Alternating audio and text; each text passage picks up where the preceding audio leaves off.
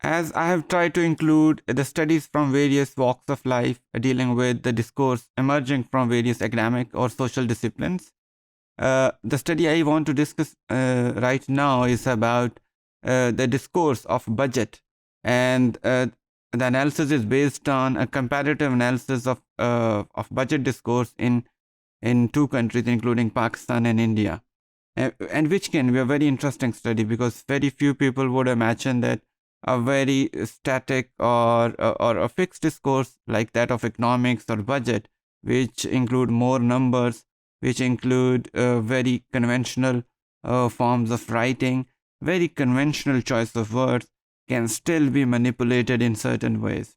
So this could be very interesting for many people who wish to work in the field of critical discourse analysis. This study was published in 2014, and this belongs to Ahmed. It's a critical discourse analysis in simple words of the budget speeches of Pakistan and India. And the period of these budget speeches, which were included in this study, was from 2009 to 2012. Two separate speeches, texts were created for the budget speeches of both countries. And the research explored the hidden meaning through the study of parts of speech which were used in these budget speeches. The most common budget speeches, parts of speeches used in these budget speeches were singular and plural nouns, pronouns, adjectives, and verbs. And these include present, past, and modal verbs. The researcher limited his research to these kinds of parts of speech only.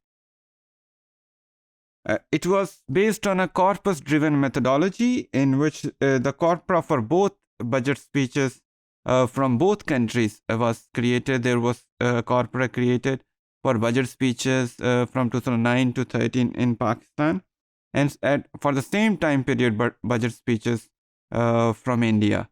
So these corpora included, for example, Pakistani budget speeches has 4,607 types and approximately 30,098 tokens, whereas Indian budget speeches included 5,569 types, and these included 46,147 tokens in themselves.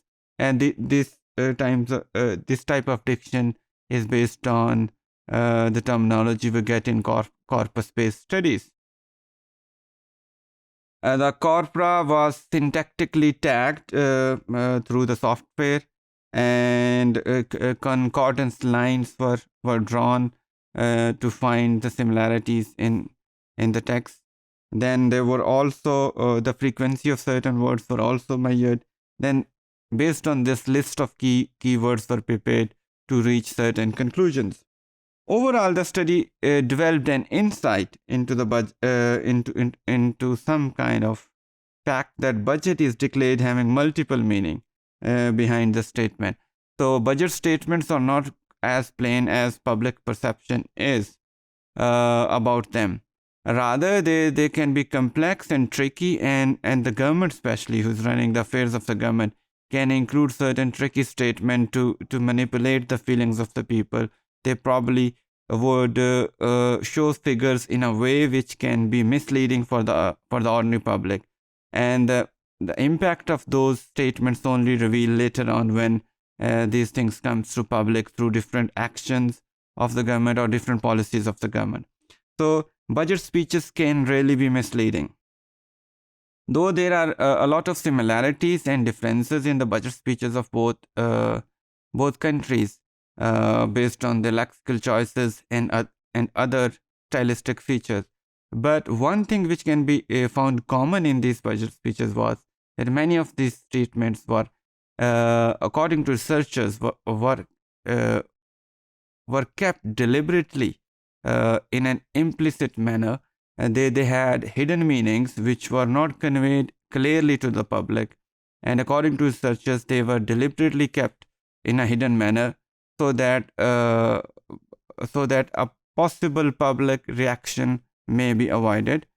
And to a common person, this may be a way to uh, mislead the audience about the impact of the budget. So, according to researchers, it can be concluded that most of the governments across the world would probably include such statements in their budget speeches, which can be misleading for the public. Therefore, a detailed discourse analysis of such speeches is also very important.